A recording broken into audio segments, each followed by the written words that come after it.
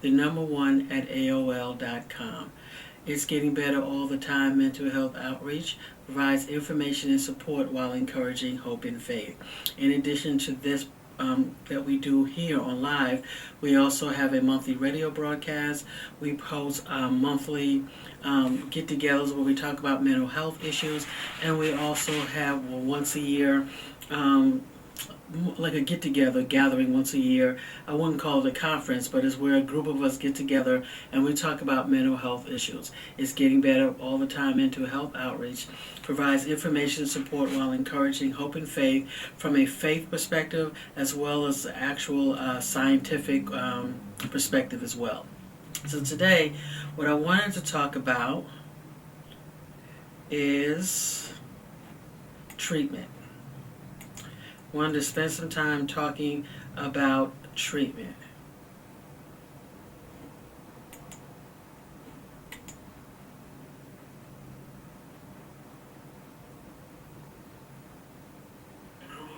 Okay, thank you. So I can't always tell when this thing is actually alive here. But again, I wanted to talk about treatment, and I wanted to specifically address it to family members. I wanted to start off by reading a couple of tragic incidents. I think it's really tragic. And I'm not going to read the whole thing. I'm just going to read a few sentences. I'm in the Washington, D.C. area, and a couple months ago there was an incident where this young man had murdered this lady. And I won't go into details, but it just said that a man with a history of mental illness and homelessness was ordered jailed. And we had another situation here in the D.C. area where it says court records show, fill in the blank, had a history of mental illness and had used synthetic drugs that can cause delusions. So when we talk about are people with severe and persistent mental illness violent, if they're not taking their medications or if there's drugs involved, they can be, and those are just the facts. I know there's a lot of political stuff going back and forth with that, but I think the data, when we look at it, bears out the fact. What I'm saying is a person with a mental illness in general, is not any more violent than anybody else. However, if they're not taking their medicine, their medications, or if there's drugs involved, they can be. But what I wanted to point this out was that both of these people had a history of mental illness and homelessness. When we talk about severe and persistent mental illnesses, and I spoke about this before, severe and persistent mental illnesses are those illnesses that are so severe and long-lasting that they impact all aspects of an individual's life. Severe and persistent mental illnesses are often highlighted or noted by what we call psychosis. And as I explained before, psychosis means to be out of touch with reality. We can see psychosis in a lot of different diagnoses: schizophrenia, bipolar, major depression, well as there's some drug-induced psychosis. So again, the psychosis, the term itself, it means that a person is out of touch with reality. When a person is psychotic and they're out of touch with reality, oftentimes they can have hallucinations. It could be auditory, visual delusions where they think something. And as I explained to you before, when we talk about delusions, think of mind, D for DDD, MIND, D, delusions. Delusions have to do with the thoughts. So a person can think somebody's after them. They can think that someone loves them who doesn't love them. So those are what the delusions are. When we talk about the hallucinations, we talk about the senses. Just think of senses. When a loved one is not taking them, before I go any further, when we talk about psychosis and severe and persistent mental illnesses, many times these illnesses will start when an individual is young, as far as high school age. Some maybe even younger, but more around high school age. And when it starts around that age and the person, your loved one, is not treated, it can cause all types of negative long-term consequences.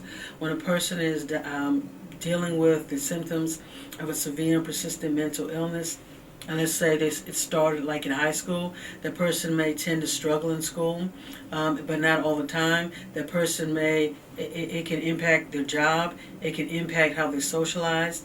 It can impact, socialization, how they get along with other people. It can cause problems with the family. It can cause a lot of negative consequences. That's why we like to say here is that there is hope available. You do not have to suffer or live with the symptoms of untreated mental illnesses. There's a lot of help out here for you. When we're talking about severe and persistent mental illnesses, one of the big factors, the big thing, strategies is going to be medication use. Taking medications is critical when we're talking about severe and persistent mental illnesses. Now, unfortunately, or sometimes when your loved one, and again I'm talking to family members and friends now, when your loved one is not taking medications and they are in a psychotic state, it can be very challenging and it can be very difficult. I can tell you just from my research that in both of these cases, the first case where the person was jail history of mental illness and homelessness, was ordered jailed. Okay, this was after he had stabbed someone. I can tell you that the family did try to get him help. They tried. Unfortunately, in the United States, we would rather wait until somebody actually commits a crime, like killing someone, before we actually lock them up or do something with them. And again, I'm not saying that people with a severe and persistent mental illness should be locked up. That's not what I'm saying at all. What I'm saying is that if there's a person with a severe and persistent mental illness who is a danger to themselves or others, and they're in an active psychotic state, then their help needs to be made available to them. You would not walk past someone who's bleeding on the street, right? You would get that person help. It's the same thing when you have a person, one of our brothers or sisters who is psychotic, actively psychotic. We would want to get that person help, right? So we want to kind of do things to kind of get them to see a doctor, to get them into the hospital. Whatever we can do to get them stable, then that's what we want to do. But the ironic part about this is that at least one of these guys, when you look at his record, he had gone from hospital to hospital to hospital, but he was let out each time. But for various reasons, he was let out. So the hospital let him out, only to have him go and commit this crime. Now he's going to be in jail the rest of his life. So that's what I mean. It's real ironic in that we would rather wait till a person get in trouble. We, meaning the system, we would rather wait until a person gets into trouble before we give them help, or before the state will say, okay, now enough is enough, we need to get help for you. Many times family members, again, I'm speaking specifically to family members, it is challenging, it is difficult. A lot of people don't really understand just how difficult it can be. It's real easy for someone on the outside to say, well, why don't you get your loved one help? Why don't you do this? It's not always that easy, because keep in mind, just because a person may be living with the symptoms of a mental illness, they still have a right to not take medications. They have a right to not go to therapy. They have a right to do whatever they want to do, just like you and I do. It's only when those rights start infringing on other people, or when their rights start causing them harm, that we can kind of step in.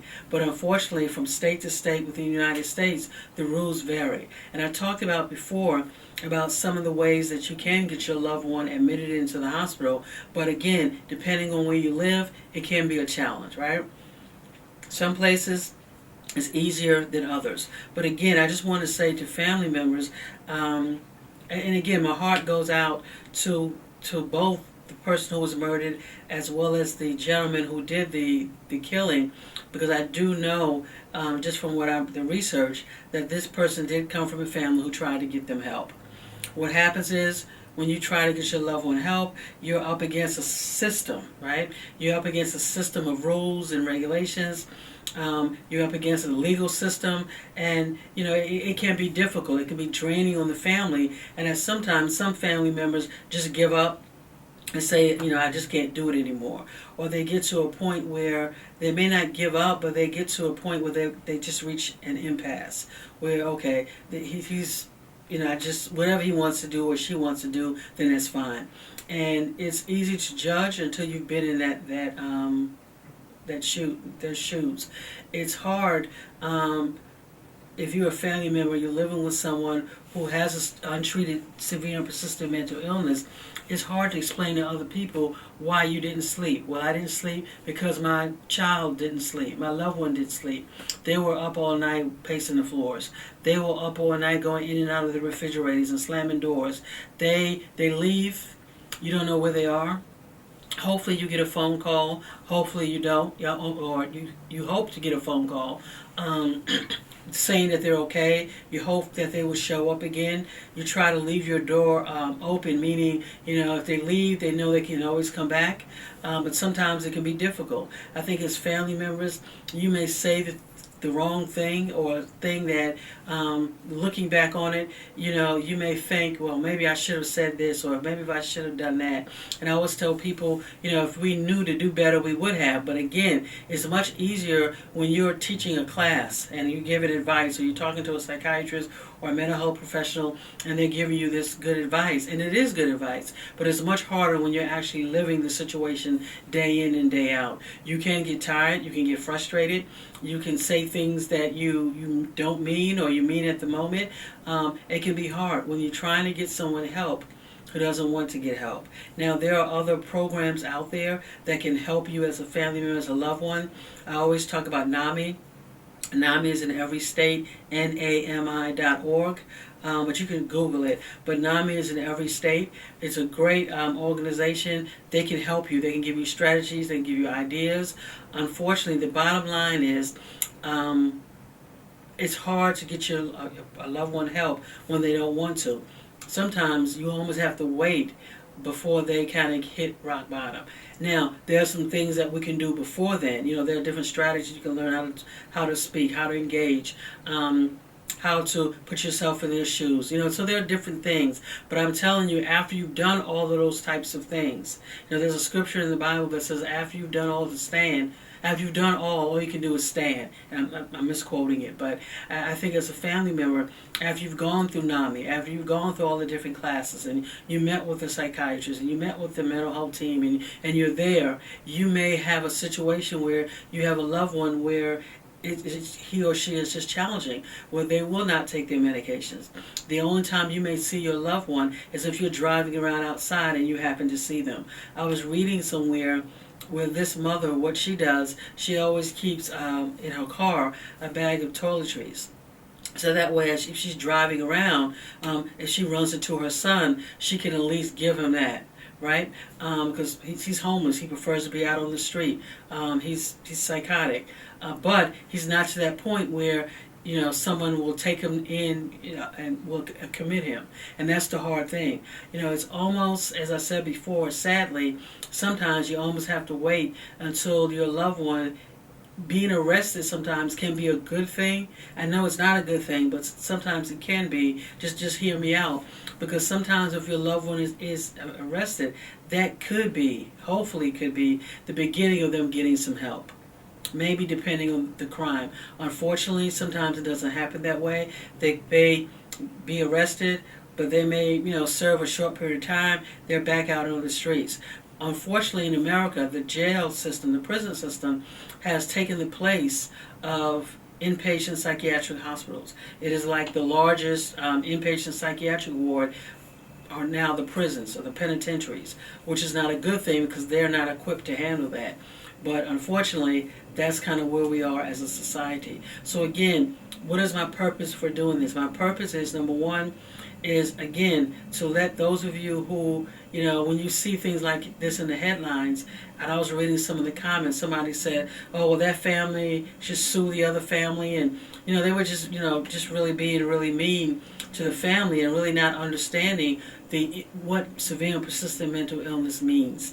When we're talking about severe and persistent mental illness, we're not talking about many times these celebrities or these people that come on TV and talk about how, something happened and now they feel better, they're taking medications, which is great. We're talking about severe and persistent mental illnesses. These are our brothers and sisters who, when they're actively psychotic, will never come on the news and talk about themselves. These are the ones that you see when it's cold outside. They're outside walk barefoot, or just outside, or when it's hot, they're walking around with 100 layers of clothes on. These are brothers and sisters out there who are, unfortunately, many times become victims themselves. They become victims of robbery. They become victims to sexual abuse, exploitation, all types of things. A lot of things happen out there on the street. But and my second purpose is just saying to family members is that all you can do is what you can do. I think that as a family member, you have to, once you learn, you get educated, you get the strategies, but you're going to have to fit those strategies for your loved one, for your situation, okay, to do what works for you. I want to recognize the fact that having a loved one who is actually psychotic can be difficult. But that's why you have to take care of yourself. You have to make sure that you surround yourself with other people who get it. Because as a family member or a loved one, you can deal with a lot of embarrassment, you can deal with a lot of shame, you could deal with a lot of just pain and grief, not wondering what's going on with your loved one, especially when you keep hitting a brick wall when you come up against the system. Right? Because if you see your loved one out on the street or you want to get them help, you call the police. They have their rules. Then if they, as I said before, if they do get down to the hospital, then the psychiatrists have their rules. And then your loved one gets a lawyer, and it can get really challenging and it can be difficult. But one of the things I wanted to share a term with you is called assisted outpatient treatment. Assisted outpatient treatment is court-supervised treatment within the community. So what happens is, let's just say you get a call, you find out that your loved one has been arrested, or they're in jail, or connected with the legal system in any way. As a family member, you can request and say, hey, what about assisted outpatient treatment? Okay, assisted outpatient treatment has been found to be useful. Assisted outpatient treatment is an alternative to involuntary or voluntary hospitalization. So basically, your loved one kind of is in the community. They're treated in the community, but they're connected to the legal system. So which makes them take their medication. So let me read it. It's court supervised treatment within the community. So to be a candidate for AOT, a person must meet specific criteria such as a prior history of repeated hospitalizations or arrests. AOT laws have been shown to reduce hospitalization, arrest, incarceration, homelessness, victimization, and encourage people to kind of get help.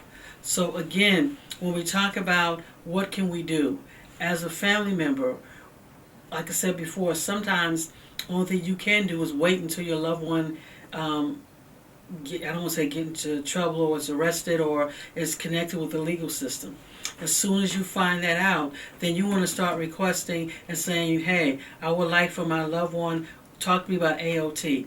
Right? That means they'll have to take their medications. They'll be connected with a team, and maybe an ACT team type model, and they have to appear in court on a regular basis. It works. It's shown to work. Okay. Now the downside of this, many people don't like AOT because it makes people get help. You have two sides to this. You have some advocates who are strong patient advocates and they don't think it's right to take away somebody's right. I'm not arguing about that. But then on the other side, there are times when I feel that sometimes that has to be. Going back to what I said before, if you saw someone bleeding on the street, you wouldn't just walk away. When you see someone that's out in the cold with barefoot, talking to themselves, you know that that's one of our brothers and sisters who needs help. Right? So in cases like that, involuntary treatment might be the best case, could save their life. So again, one of the tools I wanted to talk about, the term, once you get used to the term, assisted outpatient treatment. So if you ever talking to family members in a situation where you can voice what you think should happen to your loved one, especially if you have a loved one who has repeatedly had problems being out on the street, has repeatedly had challenges not taking their medications, has problems with the law, Ask about the AOT, Assisted Outpatient Treatment. No, it's not a end-all, be-all, but it's much better than having them released without anything. Because many times what will happen, they'll be in jail or penitentiary or whatever the case is, they're released, and maybe with a small supply of medications, if that, and they're told, okay, you can go to A, B, or C. Well, many times they may or may not show up. When we look at the hospitalizations, hospitals don't keep people in the hospitals long like they used to, and that's for many reasons. The medications are working better, the treatment within the community, so there are a lot of reasons. But unfortunately, for some of our consumers or brothers and sisters who are living with the symptoms of severe and persistent mental illness, when they go into the hospital dealing with acute psychosis, they may only stay a few days. 3-4 days, the doctor gives them enough medication, gives them some medication, and then they're back out on the street, which is why they continue to go back and forth, back and forth. Because here's the thing, what happens. Again, when I talk about the system, there's a lot of red tape. When a person is first admitted to the hospital against their will, in order to stay committed, there are some things that need to happen. As I said, they get a lawyer, the doctor or the hospital will have a lawyer, and it's a process to keep a person beyond that initial hold time. And in order to keep a person beyond that initial hold time, many states require somebody, whether it's a hospital, the psychiatrist, or somebody, to show cause why this person needs to continue to stay in the hospital. Now, this can be challenging. I can tell you from being involved in some of these situations, if you have a patient that's in the hospital and you have 25 patients that you have to treat now, and the judge wants you to leave your 25 patients and come sit in a courtroom at 9 o'clock, and they don't even get started until 11 or 12, sometimes you have to choose. Some doctors have to choose. Some hospital has to choose. Is it kind of worth it? Right? And sometimes rather than going through all that extra red tape, the doctors, the hospital may choose, okay, to do the best they can. Make sure the poor person is as safe as he or she can, but they may not challenge the ongoing or try to apply for other long-term treatment just because they just don't have time. It's such a red tape in some states. It can be very cumbersome.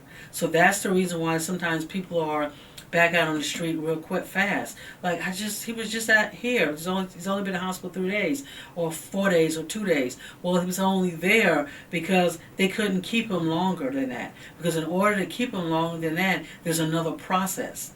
When a person is initially admitted into the hospital against their will, we're only talking, it was like 48 hours, 72 hours, depending on the state. And after that, there's a whole other process that kind of has to happen.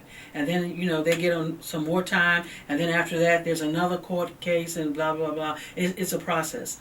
And again, during that process, sometimes the doctors have to make a choice. Okay, do I really want to fight to keep this person in the hospital at the expense of not treating the other people who are here? Because again, the judge, you have to come to court. You have to say why. And then sometimes when you go to court as a mental health professional and you give your opinion why you think the person should stay in the hospital, the judge and the person's lawyer will have already decided, and the judge will say, well, no, we're going to let him out. So you just kind of like wasted your time. So again, sometimes what will happen, it's just a lot of red tape. There's a reason for everything. What I encourage people to do, when you see something that's not right in your state, before you blame the government, the mental health professional, take a look at the system in your state. And I think when you do that, you'll find it's not just the doctor, it's not just the mental health professional, it's not just the police officer. Everybody's hand is tied by some type of government regulation, some legal restriction that keeps us from getting your loved one help. Now, and I do understand why we need to have the legal restrictions. You don't want to force somebody to do something against their will and make them stay in the hospital if they don't want to stay or if they don't need to be in there, because we've had an era where that happened, where you had people who were in hospitals and they didn't need to be. They were falsely admitted. So again, there has to be a balance, but I also think there needs to be some common sense as well. But again, I wanted to introduce this term, assisted outpatient treatment, because a lot of family members don't even realize that it's available. And sometimes when your loved one goes to the hospital, they may not even mention it. Or in jail, they may not even mention it. So you have to ask about it and say, hey, what about it? Assisted outpatient treatment. Okay. What about, sometimes you may have to ask, okay, this is like the third, fourth hospital stay that my loved one has had. I know this is an acute hospital. What about moving him or her to a long-term inpatient, a longer-term facility where they can stay longer than a week? You want to have these conversations with the treatment team. And they may tell you no and why it can't happen, or they may tell you, yes, it could happen, or what other options are. But I think a lot of times we are destroyed for lack of knowledge. We don't know what to ask, what to say. We don't know what resources are out there. And I wanted to share this particular resource or tool, assisted outpatient treatment. If you have a loved one who is not taking his or her medications, you're concerned about him or her being victimized or victimizing someone else, or they just have a history or pattern, this is something you can ask. Start the conversation. It saves lives. It definitely can help, because again, as a family member, it is difficult. It can be challenging to see your loved one out there on the street and to feel helpless. I lost count of the number of people that I've come in contact with. Because of their psychosis, they may have left their state, and they just show up in my office, and they can't even tell you where they're from. They're not from here. Or they may tell you, yeah, I'm from Texas, I'm from New York, I'm from Maine, or wherever. But that's all they'll tell you. And I often wonder, I'm quite sure their loved ones are looking for them. I'm quite sure maybe there's somebody that's concerned about them. So I definitely kind of get it. I try to encourage them to reach out to their loved ones. But again, what I'm saying is I know it's a challenge. I know it's difficult. I want to say to you as a family member, as someone who is concerned about someone with a mental illness, that we are definitely praying for you. Not just praying your strength, but praying for wisdom. Okay, wisdom in how to deal with your loved one. Because after you get the information from NAMI and you talk to your other friends who are going through what you're going through, that's information, that's knowledge, that's what you want to get. But after you get the information and knowledge, I'm praying that you get the wisdom and how to implement that in your particular situation, and not be discouraged, because you may have done everything right, you may have said everything correctly, and your loved one still does not want to